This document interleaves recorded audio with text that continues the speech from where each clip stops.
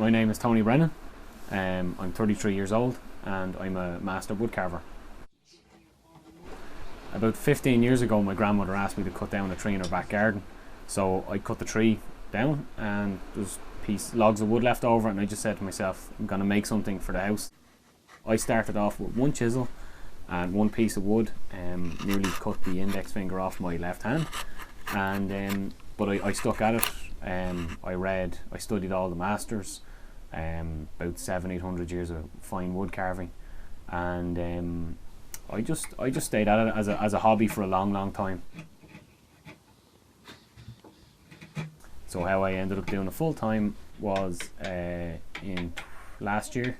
I got made redundant from my job, and 2 days later my wife climbed into bed beside me and told me she was pregnant on the child we were trying for. So it was a busy week in our house.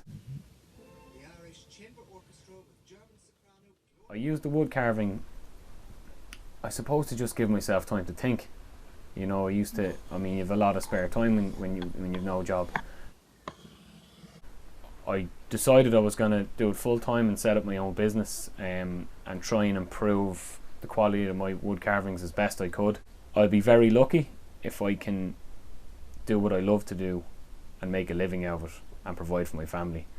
That'd be more than anything I would have ever asked for, you know, in life.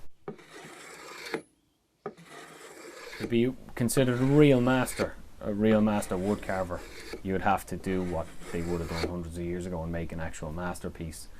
And there's a lovely design for the presidential seal of Ireland. I think it's looped on the Heron, I think Joske. And it's this beautiful disc with all this Celtic knotwork and the harp in the centre, the state symbol.